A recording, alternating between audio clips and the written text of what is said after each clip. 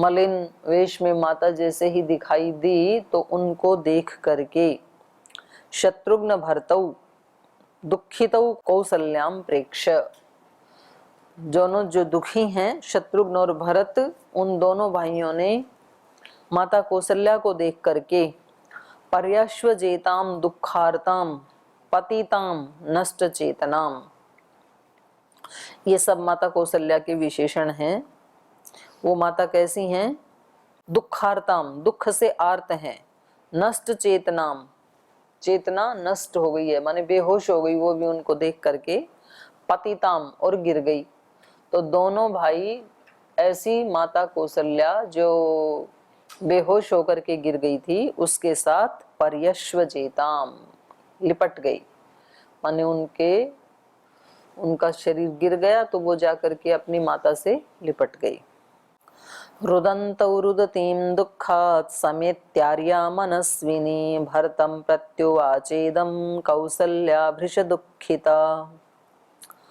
रुदन्तौ, ये भी दोनों रो रहे हैं, और रुदतीं दुःखात्, और जो दुख से माता रो रही हैं उस माता को, मनस्विनी दुःखात् रुदतीं आर्या भरतम प्रत्युवाच इदम कौसल्या भृश दुखिता, जो अत्यंत दुख से दुखी हैं, भृश दुखिता कौशल्या, और रुद्धिम जो रो रही हैं दुखात दुख से, मनस्विनी, भरतम समेत्य, ऐसे भरत को समेत्य अपने अंक में लेकर, गोद में लेकर के, आर्या कौशल्या प्रत्युवाच इदम, तो उनको होश आ गया और आर्या कौशल्या ने उन दोनों भाइयों से कहा, क्योंकि ये बहुत दुख से दुखी हैं तो इसलिए अंक में उनको भर लिया, हृदय से लगाया, इससे तो प्रीति दिखाई देती है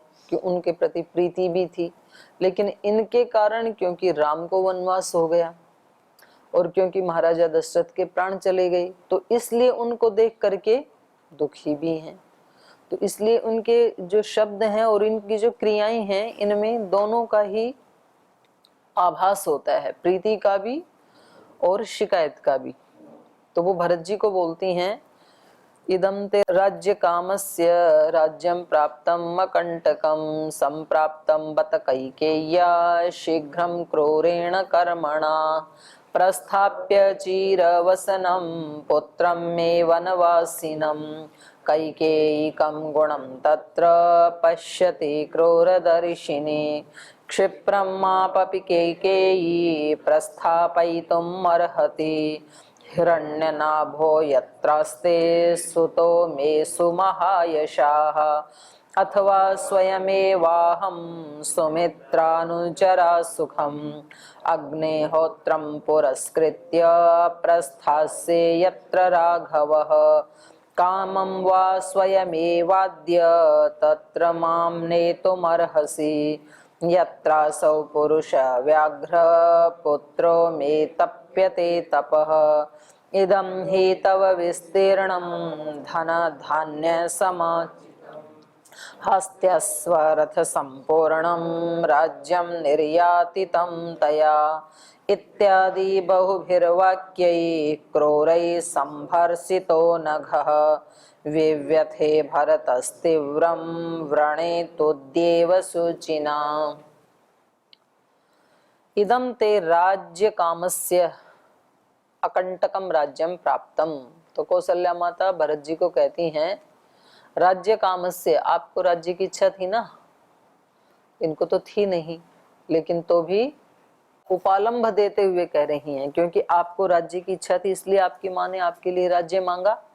तो राज्य कामस्य अकंटकम राज्यम इदम ते, तो लो ये अकंटक राज्य आपके लिए प्रस्तुत है, तैयार है। आपको राज्य चाहिए था ना, लो ये निष्कंटक राज्य तुम्हारे लिए, अब इसमें कोई कांटा नहीं है तुम्हारे बीच में। संप्राप्तम बत, हे पुत्र तुमने उस राज्य को, निष्कंटक राज्य को प्राप्त कर लिया है, ये तुम्हारे लिए ये राज्य यही है, उपस्थित है। कैकेय्या शीघ्रम क्रूरेण कर्मणा, और इस राज्य को कैसे प्राप्त किया?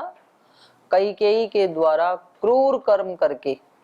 राज्य प्राप्त कर लेते, कोई बात नहीं, राज्य की इच्छा थी तो, लेकिन इतना क्रूर कर्म करके राज्य प्राप्त नहीं करना चाहिए था। मेहनत से करते, मांग लेते, अपने भाई को बोल देते कि मुझे राज्य चाहिए। राज्य तो आपको मिल गया है निष्कंटक, लेकिन ये राज्य तुम्हें कैसे मिला? क्रूर कर्म से मिला। आपकी माता जी के, कैकेयी के क्रूर कर्म से ये राज्य प्राप्त किया है आपने।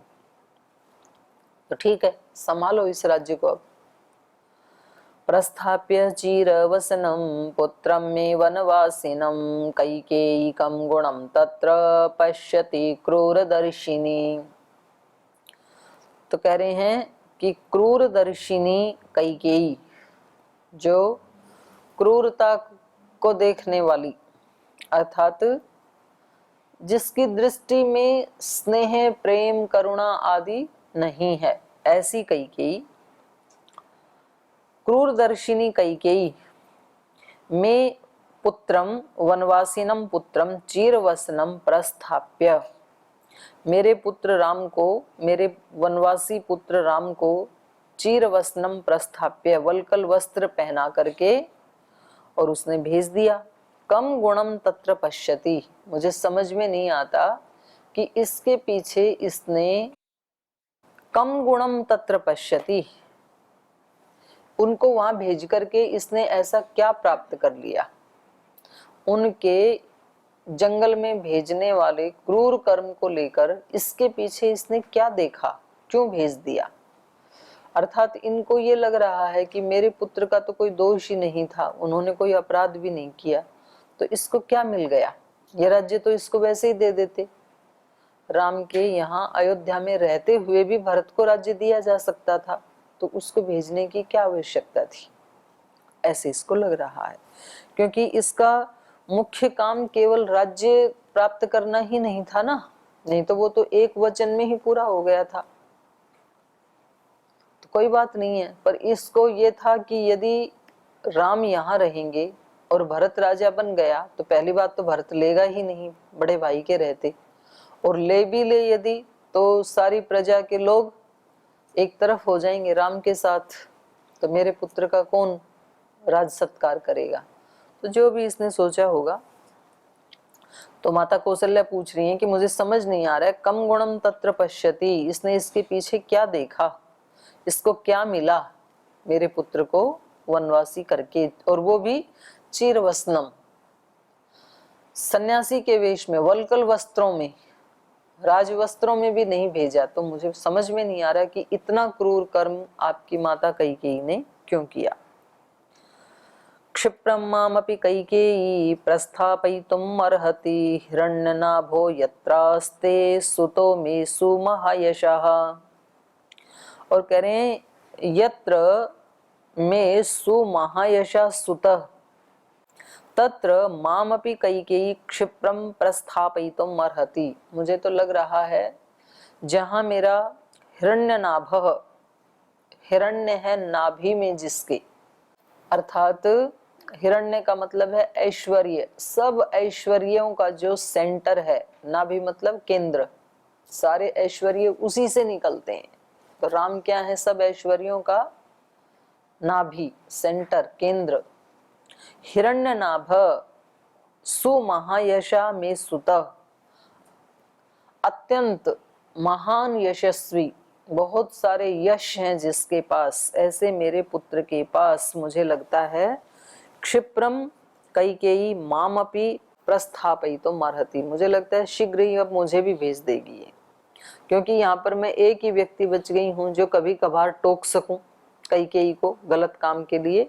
तो मुझे लगता है कि अब ये मेरे को भी अपने पुत्र के पास भेज देगी, राम के पास भेज देगी, और मैं उस कार्य से खुश हूं, मैं भी जाना चाहती हूँ, नहीं रहना चाहती हूँ यहाँ पर। और यदि ये ना भी भेजे तो फिर मैं स्वयं ही जाना चाहती हूँ। अथवा स्वयमेवाहं सुमित्रानुचरा सुखम अग्निहोत्रम पुरस्कृत्य प्रस्थास्ये यत्र राघवः। या ना भी भेजे तो अथवा स्वयमेव अहम सुमित्रा अनुचरा सुखम, तो मैं स्वयं ही सुमित्रा को साथ लेकर के, वो मेरे साथ चलेगी, उस अनुचरी बनेगी और मैं स्वयं ही प्रस्थान कर जाऊंगी, यहाँ से चली जाना चाहती हूँ। अग्निहोत्रम पुरस्कृत्य, अग्निहोत्र को साथ लेकर के। तो इससे पता लग रहा है कि ये नित्य प्रति अग्निहोत्र करने वाली माता है। तो कह रही है मैं अपने, जैसे कई बार जो उनकी पूजा करती है ना, कोई कृष्ण भगवान की पूजा करती हैं तो बोले मैं अपने लड्डू गोपाल को लेके चली जाऊंगी। कोई माता की पूजा करते हैं तो बोलिए मैं अपनी माता रानी को लेकर के चली जाऊंगी। तो जिसकी जिसके साथ प्रीति होती है, तो ऐसे इनकी अग्निहोत्र में विशेष प्रीति है, इसलिए कह रही हैं अग्निहोत्रम पुरस्कृत्य, अग्निहोत्र को आगे करके, अर्थात यज्ञ भगवान मेरे आगे आगे चलेंगे और मैं उनके पीछे पीछे उसी वन में चली जाऊंगी जहां मेरा हिरण्यनाभ पुत्र, यशस्वी पुत्र श्री राम निवास कर रहा है। वैसे माता कौशल्या तो जा ही सकती थी, और चलो कम से कम दशरथ जी जब तक थे तब तक तो ठीक है, उनका पातिव्रत्य धर्म उनको अलाउ नहीं करता है जाने के लिए, नहीं तो वो तो पहले ही जाना चाह रही थी श्री राम के साथ। तो अगर ये श्री राम के साथ जाती तो उनके कुछ कष्ट तो कम हो जाते, माता साथ में है तो अभी तो माता की भी चिंता रहती है ना उनको, लेकिन कुछ कष्ट बढ़ जाते, क्योंकि वन के दुख वो स्वयं तो झेल लेंगे, लेकिन उनके सामने सीता माता भी उन दुखों का सामना करे, और फिर जिनके प्रति अगाध श्रद्धा है इनके मन में, ऐसी माता कौशल्या भी वन के दुखों को सहन करे, तो इससे श्री राम बहुत दुखी हो जाते। तो ये ऐसे ही होता है व्यक्ति के जीवन में, किसी भी स्थान पे जाते हैं कुछ दुख घट जाते हैं, कुछ दुख बढ़ जाते हैं, ऐसा ही होता है। अब आप गुरुकुल में आए तो कुछ सुख तो बढ़ गए, कुछ सुख घट गए। जब आप घर में थे तो घर वाले सुख तो थे, लेकिन इस जीवन के तपस्या वाले सुख नहीं थे, इसलिए तो भाग के आए यहाँ पे। तो कभी भी व्यक्ति को सब प्रकार का सुख नहीं मिलता है जीवन में। कुछ चीजें आप प्राप्त करते हैं तो उसके लिए कुछ तो खोना पड़ता है, उसकी कीमत चुकानी पड़ती है। ऐसा नहीं हो सकता है कि आप घर में अपने माता पिता का भी सुख भोगते रहें, वहाँ के खान पान का, अपनी मनमर्जी से सोने उठने का सुख भी भोगते रहें, और फिर आप वैयाकरण भी बन जाएं, दार्शनिक भी बन जाएं, साधक भी बन जाएं, योगी भी बन जाएं। ऐसा नहीं होता है, उसके लिए अलग स्थान है। और ऐसा नहीं हो सकता है कि आप योगी भी बन जाएं यहाँ पर, और दार्शनिक भी बन जाएं, वैयाकरण भी बन जाएं, विद्वान भी बन जाएं, और साथ साथ यहाँ पर आराम से सोते भी रहें, तो दोनों सुख नहीं मिल सकते। विद्यार्थी न सुखार्थी न कुतः विद्या, विद्यार्थी न कुतः सुखम। जो सुख चाहता है उसको विद्या कहाँ, विद्या मिलेगी नहीं कभी भी। सुखार्थी न कुतः विद्या, और विद्यार्थी ने जिसका विद्या का प्रयोजन है, जो विद्या सीखना चाहता है, उसको कुतः सुखम, सुख कहाँ। तो जिसको ज्ञान चाहिए उसको सुख ढूंढना बंद कर देना चाहिए। ऐसे सोचना ही नहीं है कि मेरे को सुख मिले, क्योंकि सुख कहाँ। कुछ लोग अपने भाग्य का फैसला कर लेते हैं ना, जैसे जो गरीब लोग होते हैं, मैंने कई बार सुना, किसी ने उनसे पूछा कि ये लोग इस तरह से ऐसे चमचमाती हुई गाड़ियों में चलते हैं इधर उधर, तो फिर आपके मन को कैसा लगता है? बोले हमने फैसला कर रखा है, अपने भाग्य में ये कहाँ। तो बड़े आनंद से अपने साइकिल पे जाते हैं, कोई कष्ट नहीं होता है, क्योंकि एक फैसला हो गया ना जीवन का कि अपने जीवन में कभी भी आनी नहीं है, ये नहीं आनी है तो देखना भी क्यों। देख पराई चौपड़ी क्यों ललचाई जी, ठंडी बासी खा के अपना ठंडा पानी पी। तो जो अपने पास है उसमें पूर्ण संतुष्ट। जो ऋषि मुनि होते थे, कुंभी धान्या बोलते हैं ना उनको, एक उसमें थोड़ा सा धान रखते थे, और फिर कोई राजा महाराजा उनके वहां आए, और उनके बारे में कहा जाता है, कैयट के बारे में, कि राजा उनसे मिलने गए तो कहा कि कुछ ले लो, कुछ सहायता कर देते हैं, आप बड़े अभाव में जी रहे हैं, इतने बड़े विद्वान हैं।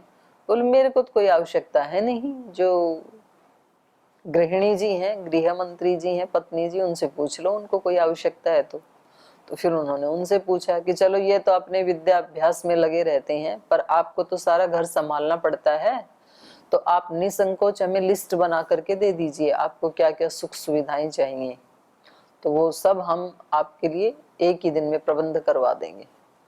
तो उन्होंने कहा मैं तो केवल इनकी अनुचरी हूँ, मुझे तो कोई प्रयोजन ही नहीं है सुख आराम से, मेरा तो एक क्षण के लिए भी मेरा मन जाता ही नहीं है उधर। तो फिर राजा को भी बड़ा आश्चर्य हुआ। तो उन्होंने अपने जीवन का फैसला कर रखा है कि हमें कैसे जीना है, ऐसे जीना है। तो ऐसे विद्यार्थी फैसला कर लेता है कि मैं विद्यार्थी हूं, तो इसलिए मेरे लिए सुख कहाँ, तो इसलिए वो सुख को ढूंढता ही नहीं है, फिर हमेशा अपने विद्या के अर्जन में ही लगा रहता है। तो यहाँ पर माता कह रही हैं कि मैं स्वयं ही जाना चाहती हूँ, अग्निहोत्रम पुरस्कृत्य प्रस्थास्ये यत्र राघवः, जहाँ राघव रहते हैं मैं स्वयं ही वहां जाना चाहती हूँ। तो भरत जी को कहते हैं कि पुत्र तू ही मेरे को वहां भेजवा देना, तू ही छोड़ के आ जा, अब यहाँ रहने की मेरी कोई इच्छा नहीं है। तो मैं ये बता रही थी आपको कि माता जी तो जा सकती थी, बाद में तो जा ही सकती थी, कम से कम महाराजा दशरथ का संस्कार करके तो जा ही सकती थी ना, और जाने की इच्छा भी इन्होंने प्रकट की, लेकिन भरत जी ने इनको जाने नहीं दिया। भरत जी कहते हैं कि राम छोड़ के चले गए मेरे को, और पिताजी भी छोड़ के चले गए हैं, और मेरी माता जी ने तो मेरे लिए ऐसा कर्म कर दिया है कि कभी कोई जिंदगी में भी मेरे को सुख देगा नहीं, यश देगा नहीं, और यदि आप भी मेरे को छोड़ के चली गई तो मैं तो जिंदा जी मर ही जाऊंगा ना। अगर मेरे लिए इस धरती पे कोई अंतिम आश्रय, कोई आलम्बन बचा है तो वो आप ही हैं। तो भरत की इस प्रकार की विनती को सुन करके ये राम से ज्यादा स्नेह और गौरव भरत को देती हैं, भरत को संभालती हैं राम से भी ज्यादा। इनको लगता है चलो सीता संभाल लेंगी श्री राम को, तो पर भरत को यहाँ संभालने वाला कोई नहीं है, तो ये लास्ट तक भी जाती नहीं है फिर। तो ऐसे जीवन में कई बार व्यक्ति के सामने मजबूरी होती है कि वो न चाहते हुए भी वो कार्य करता है जिसको वो नहीं चाहता है, वहां रहना पड़ता है जहां वो रहना नहीं चाहता है, वो करना पड़ता है जिसको वो करना नहीं चाहता है, क्योंकि वो कुछ ऐसी प्रतिज्ञाओं में, कुछ ऐसे वचनों में बंध जाता है वो व्यक्ति, अपने ही स्वधर्म में, अपने ही किसी कर्तव्य कर्म में ऐसे बंध जाता है कि न चाहते हुए भी उसको वो सब करना होता है। जैसे भीष्म पितामह हैं, बिल्कुल नहीं चाहते थे कि वो दुर्योधन के साथ रहें और उसके नाम से युद्ध करें, लेकिन क्योंकि पहले उन्होंने कभी प्रतिज्ञा की थी कि मैं जब तक जिंदा हूं हस्तिनापुर की गद्दी की रक्षा करूंगा, बिल्कुल बचपन में प्रतिज्ञा की थी, इसलिए उस प्रतिज्ञा को ध्यान में रखते हुए वो हिल नहीं सकते हैं। उनको भी पता है कि आज हस्तिनापुर की गद्दी पे धृतराष्ट्र या दुर्योधन जैसे लोग बैठे हुए हैं, लेकिन वो उसको छोड़ नहीं सकता, उसकी प्रतिज्ञा है। जैसे भारत के पहले प्रधानमंत्री जी सरदार वल्लभ भाई पटेल को उनकी कुछ आदतें बिल्कुल पसंद नहीं थी, जो लौह पुरुष हैं, लेकिन तो भी पार्टी इसलिए नहीं छोड़ सकते हैं क्योंकि उन्होंने पार्टी ज्वाइन करते समय प्रतिज्ञा की थी कि हम अपने अंतिम श्वास तक इसकी सेवा करेंगे। तो ऐसे कई बार व्यक्ति अपनी ही प्रतिज्ञाओं में बंद करके उसको वो करना होता है जिसको वो नहीं भी करना चाहता है। जैसे आप ये पढ़ेंगे, एक नाटक है मुद्रा राक्षसम, तो उसमें जो राक्षस है वो महामंत्री है इनका, धनानंद का।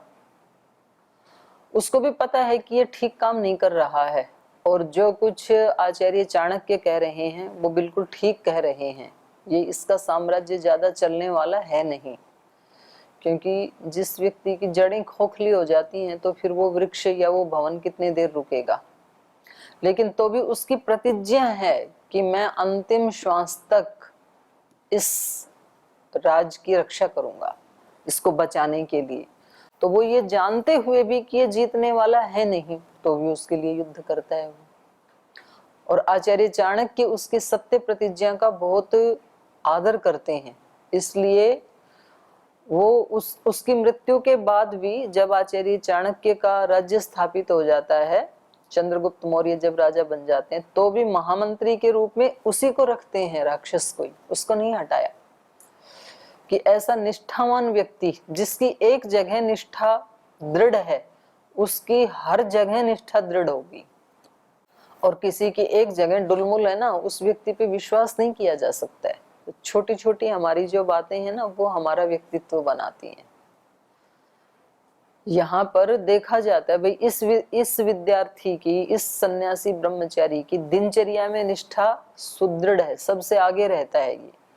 तो जो आचार्य हैं, बड़े हैं, वो चलते फिरते निकलते घूमते उस व्यक्ति को देखते हैं, उसकी निष्ठा को।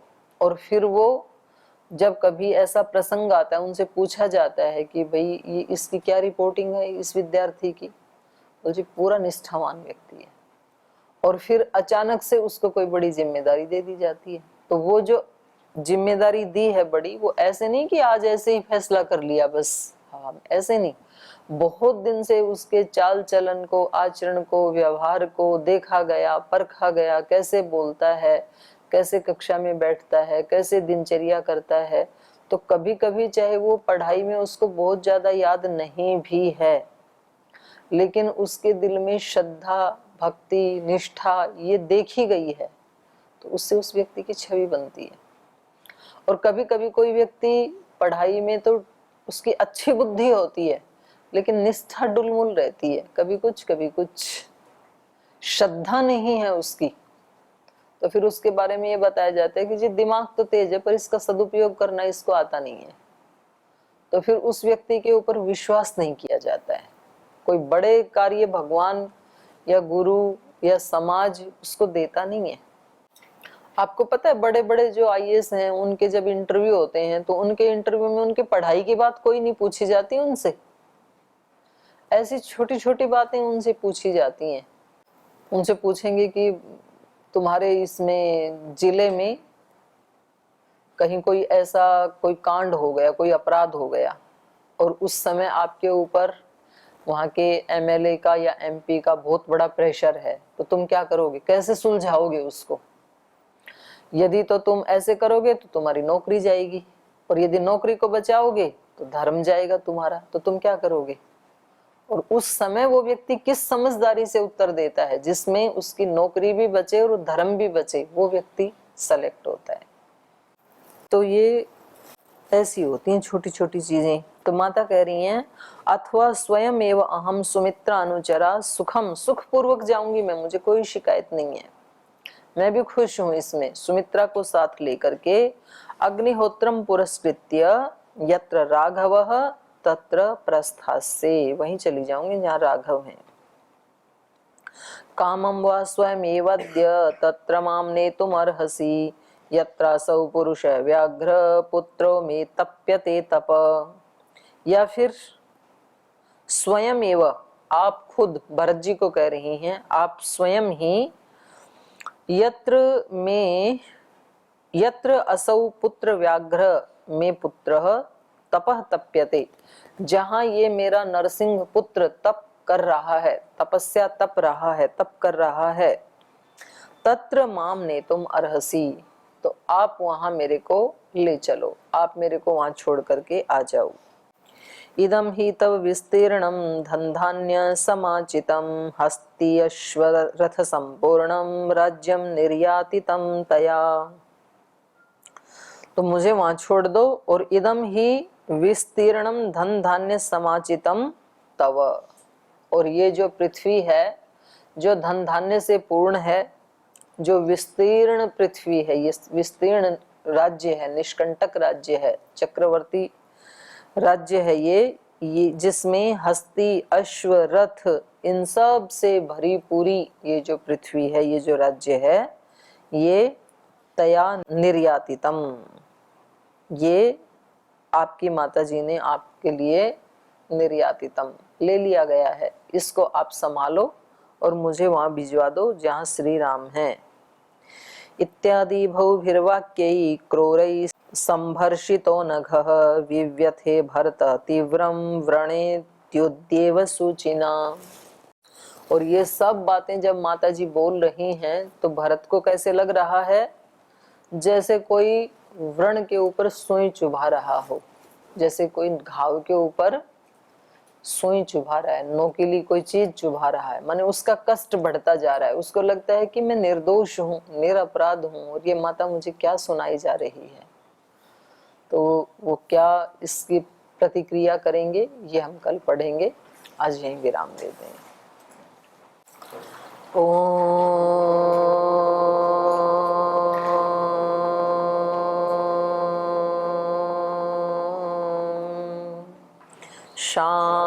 शांति शांति शांति।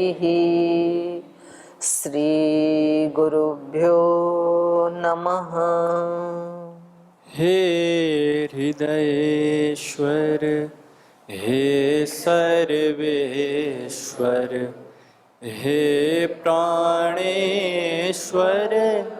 हे परमेश्वर हे हृदयेश्वर हे सर्वेश्वर हे प्राणेश्वर हे परमेश्वर हे समर्थ हे करुणा सिंधु हे समर्थ हे करुणा सिंधु विनती ये स्वीकार करो विनती ये स्वीकार करो। भूल दिखा कर उसे मिटा कर भूल दिखा कर उसे मिटा कर अपना प्रेम प्रदान करो अपना प्रेम प्रदान करो। पीर हरो हरि पीर हरो पीर हरो हरि पीर हरो पीर हरो हरि पीर हरो पीर हरो हरि पीर हरो। हे हृदयेश्वर हे सर्वेश्वर हे प्राणेश्वर हे परमेश्वर हे प्राणेश्वर हे परमेश्वर हे प्राणेश्वर हे परमेश्वर। ओम श्री गुरुभ्यो नमः।